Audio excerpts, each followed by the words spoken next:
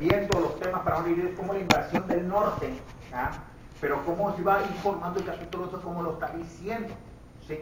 Al estudiar Daniel 11, 7 al 9, ahí mismo lo tienen grabado ustedes en la hoja, en el papel de Urias Smith, en el capítulo 11 de Urias Smith. Adelante, Moy, por favor. Mas del renuevo de sus raíces se levantará uno sobre su silla y vendrá con ejército y entrará en la fortaleza del rey del norte y hará en ellos a su arbitrio y predominará y a unos dioses de ellos con sus príncipes, con sus vasos preciosos de plata y de oro, y llevará cautivos a Egipto y por años se mantendrá eso entre el rey del norte, así entrará en el reino el rey del mediodía y volverá a su tierra. Adelante. El renuevo brotado de las mismas raíces que Berenice fue su hermano Ptolomeo Evergetes. Sucedió a su padre en el trono de Egipto y apenas se hubo instalado en él, que sintiendo el ardiente deseo de vengar a su hermana, reunió un ejército inmenso e invadió el territorio del rey del norte, Seleuco Calinicio, quien reinaba con su madre en Siria. Prevaleció contra él hasta el punto de conquistar a Siria, Cilicia, las regiones que estaban más allá de la parte superior del Éufrates, y hacia el este hasta Babilonia. Pero al saber que una sedición había estallado en Egipto y exigía su regreso, allí salió el reino de Seleuco llevándose... Pásale. Buenas tardes. Seleuco llevándose 40.000 talentos de plata y 2.500 imágenes de los dioses, entre ellas había imágenes que antaño cambiase. Siéntese, ahorita viene. Se habían llevado de Egipto a Persia. Los egipcios, completamente entregados a la idolatría, otorgaron a Ptolomeo el título de Evergetes, el bienhechor, en agradecimiento por haberlos devuelto sus dioses que habían estado tantos años cautivos. ¿Todavía estoy leyendo? Sí. Todavía nos quedan escritos que confirman varios de estos detalles. Dice Tomás Newton, Apiano, nos informa de que habiendo hecho matar a Antíoco y después de él a Berenice y su hijo Ptolomeo, hijo de Filadelfo, invadió a Siria para vengar estos homicidios. Mató a Laodice y avanzó hasta Babilonia. De Polibio aprendemos que Ptolomeo, de sobrenombres Evergetes, enfureciéndose por el trato cruel que recibiera su hermana, penetró en Siria con un ejército y tomó la ciudad de Seleucia, que fue después custodiada durante algunos años por guarniciones de los reyes de Egipto. Así entró en la fortaleza del rey del norte. Polieno afirma que Ptolomeo se adueñó de toda la región que se extiende desde el monte Tauro hasta la India sin guerra ni batalla, pero por error lo atribuye al padre en vez del hijo. Justino asevera que si Ptolomeo no hubiese sido llamado de vuelta a Egipto por una sedición doméstica, se habría posesionado de todo el reino de Seleuco, de modo que el rey del sur penetró en el rey del norte y luego regresó a su propia tierra. Igualmente duró más años que el rey del norte, como dice la versión moderna en el versículo 8, pues Seleuco Calinico murió en el destierro de una caída de caballo y Ptolomeo Evergetes le sobrevivió 4 o 5 años. Muy bien. Hasta el versículo. Versículo 10. Versículo 10. Mas los hijos de aquel se iraron y se reunirán multitud de grandes ejércitos y vendrán a gran pieza e inundará y pasará y tornará y llegará con ira hasta su fortaleza. Dice, la primera parte de este versículo habla de los hijos en plural, la última de uno en singular. Los hijos de Seleuco Calinico fueron Seleuco Seraulo y Antíoco Magno. Ambos emprendieron con celo la tarea de justificar y vengar la causa de su padre y su país. El mayor de estos hijos, Seleuco, subió primero al trono, congregó una gran multitud para recobrar los dominios de su padre, pero fue envenenado por sus generales después de un reinado corto y nada glorioso. Su hermano, Antíoco Magno, que era más capaz que él, fue entonces proclamado rey. Se hizo cargo del ejército, recuperó Seleucia y Siria y se hizo dueño de algunas plazas por tratado y de otras por la fuerza de las armas. Antíoco venció en batalla a Nicolás, el general egipcio, y pensaba invadir Egipto mismo, pero hubo una tregua durante la cual ambos lados negociaron la paz, aunque preparándose para la guerra. Se trata ciertamente de un hijo que cumplió lo dicho, inundará y pasará y tornará. ¿Cómo ven, hermanos? ¿Sí lo van entendiendo, hermanos, en Cristo Jesús? Porque el capítulo 11 está llegando su cumplimiento. ¿Sí? Su cumplimiento está llegando, mis hermanos. No, por eso cuán gran importante es pasar tiempo con Dios, estudiando. ¿Verdad que sí, hermano? Porque tenemos que entender bien la historia de Seleuco y Ptolomeo, de lo que está sucediendo. Porque como el rey del norte agarró poder, la invasión del norte. ¿Sí? Y cómo entendemos, comprendemos cuando realmente la invasión del norte, Babilonia, perdió por los medos y los persas, pero los medos y los persas pierden por Grecia. Y cómo los de Grecia están llevando esta invasión del norte. ¿Sí? Nosotros vamos a estudiar, meditar en esas hermosas verdades profundas, porque el pueblo de Dios hasta el momento no sabe ni conoce a nuestro Señor Jesucristo. ¿Sí? Conocemos un papel, nomás una hoja que nos habla de Cristo Jesús, o una imagen, una cruz, pero no conocemos la verdad, no rehusamos estudiar la Biblia. ¿Sí? Y otra gente viene y nos habla de la Biblia conforme al dedo en la boca, y lo creemos que eso es verdad y no es verdad. No tenemos que creer en los milenitas, cómo Dios utilizó para que ellos entendieran y comprendieran el mensaje, conforme a las Escrituras, el sueño de Daniel, ¿sí? La interpretación de Daniel, como las interpretaciones de los profetas. Y esa es la manera que nosotros debemos comprender la historia verdadera de las Escrituras con la invasión del norte. ¿Sí me entienden, mis hermanos? Porque no debemos entender que la primera invasión del norte viene siendo Babilonia. Babilonia vino Babilonia, ¿sí? Pero de Babilonia llegó Medo-Persia, porque Medo-Persia se dueñó todo el mundo.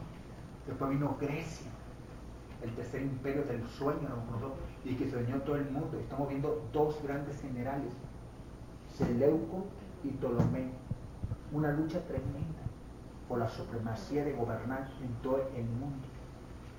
¿Sí? Y ahí nos vamos a encontrar muchas cosas importantes, pero la historia es tan bonita porque vamos a encontrar a una persona importante. ¿A cuál persona vamos a encontrar? ¿Cuál mujer creen que vamos a encontrar en las Sagradas Escrituras? ¿A cuál mujer creen que vamos a encontrar? ¿Qué mujer creen que se refiere en la historia en la Biblia? ¿La iglesia? A Cleopatra. ¿La han escuchado? La literatura. La literatura griega. Y ahí Cleopatra está en la Biblia. ¿Sí? ¿Sí? Y vamos a ir a las Sagradas Escrituras. ¿Sí? Ahí mismo, otra vez, Daniel, ¿sí? 11, 10 al 20. Daniel 11, 10 al 20. Mas los hijos de aquel se hallarán y reunirán multitud de grandes ejércitos y vendrá apresuradamente e inundará y pasará adelante, luego volverá y llevará la guerra hasta su fortaleza, por lo cual se enfurecerá el rey del sur y saldrá y peleará contra el rey del norte y pondrá en campaña multitud grande y toda aquella multitud será entregada en su mano, y al llevarse él la multitud se elevará su corazón y derribará a muchos millares, mas no prevalecerá, y el rey del norte volverá a poner en campaña una multitud mayor que la primera, y al cabo de algunos años vendrá apresuradamente con gran ejército y con muchas riquezas, En aquellos tiempos se levantarán muchos contra el rey del sur, y hombres turbulentos de tu pueblo se levantarán para cumplir la visión, pero ellos caerán. Amén. El versículo 14. Esto, los hombres turbulentos. ¿Quiénes son los hombres turbulentos? ¿Quiénes son los hombres turbulentos? Ay, híjole. ¿Quiénes son esos? Violentos. Turbulentos, entonces violentos. ¿Quiénes son esos violentos, turbulentos? Vamos a ver lo que nos dice. Antíoco Magno, 14, que es el versículo 14. Busca usted tiene que buscar aquí, sí, versículo 14, y él lo empieza a leer. Antíoco Magno no fue el único que se levantó contra el niño Ptolomeo. Aquí vamos viendo el niño Ptolomeo, ya un niño que está gobernando, ¿sí? Gobernando ya realmente de chico, pequeña edad, gobernando, ¿a dónde? El rey del sur. Adelante. Dice, Ptolomeo ya estaba corregido eso. Sí. Dice, Antíoco Magno no fue el único que se levantó contra el niño Ptolomeo. Agatocles, su primer ministro, que se había apoderado de la persona del rey y manejaba los asuntos del reino en su lugar, era tan disoluto y orgulloso en el ejercicio del poder que las provincias antes sujetas a Egipto se rebelaron. Egipto mismo se vio perturbado por sediciones, y los alejandrinos, levantándose contra Agatocles, le hicieron dar muerte a él, a su hermana, a su madre y sus asociados. Al mismo tiempo, Felipe de Macedonia se coligó con Antíoco para dividirse con él los dominios de Ptolomeo, proponiéndose cada uno tomar las porciones que le quedaban más cerca y convenientes. Todo esto constituía un levantamiento contra el rey del sur que bastaría para cumplir la profecía, y tuvo por resultado sin duda alguna los precisos eventos que la profecía anunciaban. Pero un nuevo poder se introduce ahora, hijos de disipadores de tu pueblo, o literalmente según Thomas Newton, los hijos de los quebrantadores de tu pueblo. Allá lejos, en las riberas del Tíber, había un reino que venía albergando proyectos ambiciosos y sombríos designios. Pequeño y débil al principio, fue creciendo en fuerza y vigor, con rapidez maravillosa, extendiéndose cautelosamente aquí y allí para probar su pujanza y adiestrar su brazo guerrero, hasta que cuando tuvo conciencia de su poder, alzó audazmente la cabeza entre las naciones de la tierra y con mano invencible empuñó el timón de los asuntos mundiales. Desde entonces, el nombre de Roma se destaca en las páginas de la historia. Amén. Ahí está, ¿verdad? Ahí está, los hombres turbulentos llegando, los hombres turbulentos, Roma apoyando ¿a quién? ¿A quién? ¿A quién apoyando? ¿Quién era el rey del sur? El niño Ptolomeo. No, pero estaba en contra, iba en contra, Sí. ¿no? No, porque mira el propósito, ¿cuál es el propósito de él? ¿Cuál es el propósito de Roma? De buscar realmente dónde entrar. Pues va a la cabeza, dice, a la cabeza, buscar a la gente. ¿Sigue leyendo? Dice, pues está destinado a dominar el mundo durante largos siglos y ejercer una poderosa influencia entre las naciones. Adelante. Hermano, pero los hombres turbulentos, dice, de tu pueblo. De tu pueblo. Los hombres turbulentos, los que iban a llegar los hombres turbulentos. Turbulentos quiere decir personas violentas. Las personas violentas que iban a entrar dentro de tu pueblo son los romanos, que los iba a envolver a la gente. Ahorita vamos a entender toda esta historia. Adelante, hermano. Por un nuevo poder se introduce ahora, dice, hijos de disipadores de tu pueblo. Ajá. Dice, Ahorita vamos a entender más adelantito.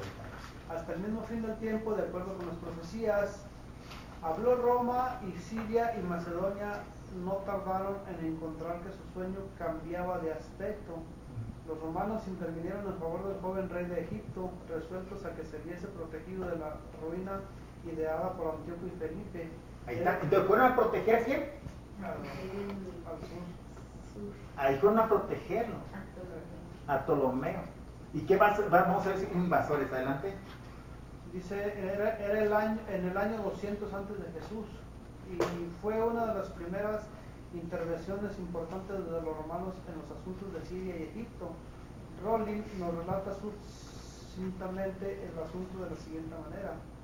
Antíoco, rey de Siria, y Felipe, rey de Macedonia, durante el reinado de Ptolomeo Filopator, habían manifestado el celo más enérgico por los intereses de aquel monarca y estaban dispuestos a ayudarle en todas las ocasiones, pero apenas murió, dejando tras sí a un niño a quien por las leyes de la humanidad y la justicia no debieran haber molestado en la posesión del reino de su padre, se unieron inmediatamente en criminal alianza y se incitaron mutuamente a eliminar al heredero legítimo y a repartirse sus dominios. Felipe debía recibir Caria, Libia, Cirenaica y Egipto, y Antíoco todo el resto. Teniendo esto en vista, el último penetró en Siria y Palestina, y en menos de 2 campañas realizó la conquista completa de estas 2 provincias, con todas sus ciudades y dependencias. La culpa de ambos, dice Polibio, no habría sido tan flagrante si como tiranos se hubiesen esforzado por cubrir sus crímenes con alguna excusa capciosa, pero lejos de hacer esto, su injusticia y crueldad fueron tan descaradas que se les aplicaba lo que se dice generalmente de los peces, a saber que el grande se traga al chico, aunque sea de la misma especie. Uno se sentiría tentado, continúa diciendo el mismo autor, al ver tan abiertamente violar las leyes de la sociedad, a acusar abiertamente a la provincia de ser indiferente e insensible a los crímenes más horrendos. Pero justificó ella plenamente su conducta al castigar a ambos reyes como lo merecían, e hizo en ellos tal escarmiento que debiera disuadir a otros de seguir su ejemplo en todos los siglos sucesivos, porque mientras estaban meditando el despojo de un niño débil e impotente y arrebatándoles el reino trozo a trozo, la providencia suscitó contra ellos a los romanos que subvirtieron los reinos de Felipe. ¿Cómo ven, hermano? ¿Está bonito? Y es como entra, ¿no? Como los romanos. Sí, vamos al versículo, sí, estamos en el 14, versículo 15 y 16 con la Biblia, por favor, mijita. Ahí mismo, lo que estamos 11, 15 y 15 y 16. Vendrá pues el rey del norte y levantará baluartes y tomará la ciudad fuerte, y las fuerzas del sur no podrán sostenerse, ni sus tropas escogidas, porque no habrá fuerzas para resistir. Y el que vendrá contra él hará su voluntad, y no habrá quien se le pueda enfrentar, y estará en la tierra gloriosa, la cual será consumida en su poder. Afirmará luego su rostro para venir con el poder de todo su reino, y hará con aquel convenio si le dará una hija de mujeres para destruirle, pero no permanecerá ni tendrá éxito. Hasta ahí. Dice claramente el versículo 16, el cual vendrá con él, parará su voluntad, ni habrá quien le pueda parar delante, y estará en la tierra deseable, o sea, la tierra gloriosa, la cual consumida de su poder. Roma conquista a Siria y a Palestina. Palestina era la tierra que gloriosa. En ese entonces, Roma conquista, dice que conquista, ¿verdad?, a Siria y Palestina. Entonces ahí vemos realmente la llegada de Julio César en el año 161, la misma potencia que se había destacado también en la tierra santa consumida. Los romanos se relacionaron con el pueblo de Dios y los judíos por la alianza en el año 161 antes de Cristo. ¿Sí? Después, entonces, Roma ocupó el lugar eminente del calendario profético, pero no adquirió ni sin embargo jurisdicción sobre Judea por la conquista efectiva hasta el año 63, que al regresar Pompeyo, las grandes luchas que suceden, ¿verdad?, que pasan, ¿verdad? Entonces veamos cómo los judíos se meten con los romanos, ¿verdad? ¿Estamos de acuerdo? Lo que está diciendo la hoja, el estudio ahí mismo, ¿verdad? Dice por una vez más las mismas potencias. ¿Ya lo encontró? Sí, adelante, hermano, si gusta. Dice, la misma potencia se había de destacar también en la Tierra Santa y consumirla. Los romanos se relacionaron con el pueblo de Dios, los judíos por alianza en 161 a.C. Desde entonces Roma ocupó un lugar eminente en el calendario profético, pero no adquirió sin embargo jurisdicción sobre Judea por conquista efectiva hasta el año 63 antes de Jesús. Así es. Entonces veamos aquí cómo realmente entra Roma. Roma entra cuando realmente los problemas entre Seleuco y Ptolomeo, ¿ah? Y realmente entran los romanos a ganar victoria, a llevarse realmente esta gran victoria como diciendo, híjole, me preparaste todo el camino, está listo el camino. Y entran los romanos. Daniel 7, 6 y 7. Daniel 7, versículos 6 y 7. Después de esto miré y aquí otra semejante a un leopardo con 4 alas de ave en su espalda. Tenía también esta bestia 4 cabezas y le fue dado dominio. Después de esto miraba yo en las visiones de la noche y aquí la cuarta bestia, espantosa y terrible y en gran manera fuerte, la cual tenía unos dientes grandes de hierro, devoraba y desmenuzaba y las sobras hollaba con sus pies y era muy diferente de todas las bestias que vi antes de ella y tenía 10 cuernos. Así es. Entonces, como vemos claramente esta bestia que empieza a adueñarse, ¿verdad? Sí. Y como Daniel dice también, Daniel 8, vamos Daniel 8, 22 al 24. 22 Al 24. Y en cuanto al cuerno que fue quebrado, sucedieron 4 en su lugar. Significa que 4 reinos se levantarán de esa nación, aunque no con la fuerza de él. Y al fin del reinado de estos, cuando los transgresores lleguen al colmo, se levantará un rey altío de rostro y entendido en enigmas, y su poder se fortalecerá, mas no con fuerza propia, y causará grandes ruinas, y prosperará y hará arbitrariamente y destruirá a las fuertes y al pueblo de los santos. Y veamos esto, que esto iba a llegar, ¿verdad? El cuarto reino, ¿cómo iba a llegar? ¿Sí? Ok. Yo soy que ustedes van a empezar a leer todo el libro para un yo espero que van. Vamos a Daniel 11, 17.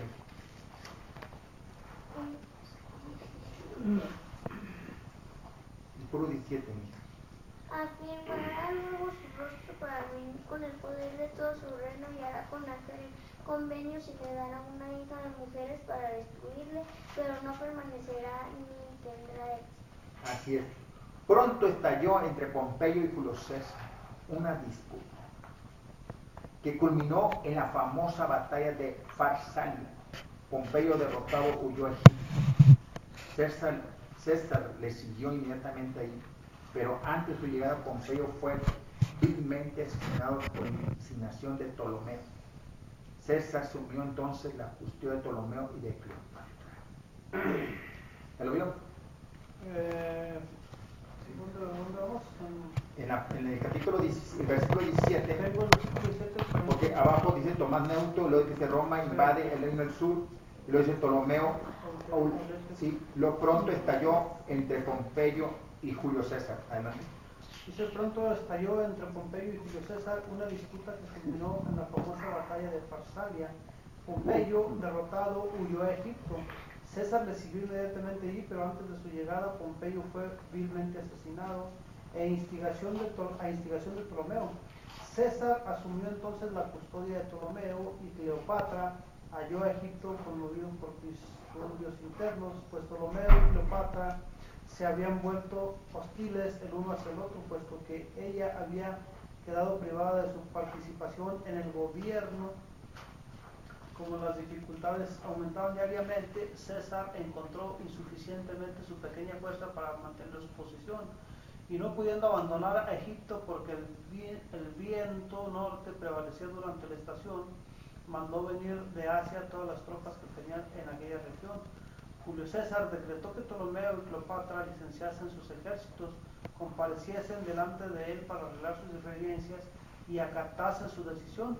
Puesto que Egipto era un reino independiente, este decreto fue considerado como una afrenta a la dignidad real, y los egipcios enfurecidos tomaron las armas. César contestó que obraba autorizado por el testamento del padre de los príncipes, Ptolomeo Auletes, quien había confiado a su hijo a la custodia del Senado y el pueblo de Roma. El asunto fue llevado finalmente ante él y se nombraron abogados para defender la causa de las partes respectivas. Conociendo Cleopatra la debilidad del gran general romano, decidió comparecer ante él en persona para llegar a su presencia sin ser vista. Recurrió a la siguiente estratagema: se acostó en una alfombra dentro de la cual la envolvió su criado siciliano Apolodoro, y después de atar el fardo con una correa lo alzó a sus hombros hercúleos y se dirigió al alojamiento de César. Al aseverar que traía un presente para el general romano, fue admitido a la presencia de César y depositó su carga a sus pies. Cuando César desató este bulto animado, la hermosa Cleopatra se puso de pie delante de él. Acerca de este incidente dice Adoc: Cleopatra tenía derecho a ser oída si César iba a ser el juez, y se las arregló para llegar a la ciudad y hallar a un barquero que la llevase a él. Vino, vio y venció a las dificultades militares que había para retirarse ante el ejercicio egipcio. Se añadió el hecho de que César ya no quería irse. Tenía más de 50 años, pero conservaba una imperiosa susceptibilidad que evocaba la admiración de sus soldados.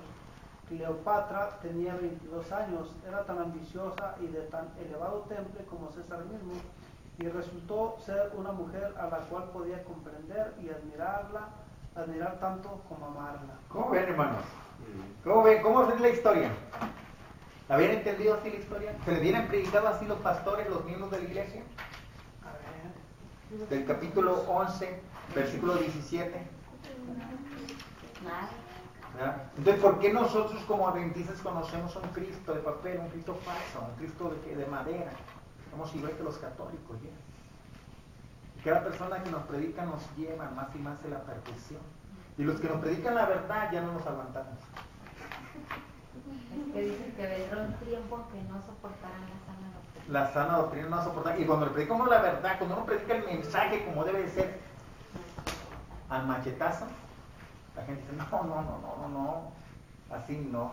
Yo todavía amo a Cristo de madera. Después que tengan sed de escuchar, Sí.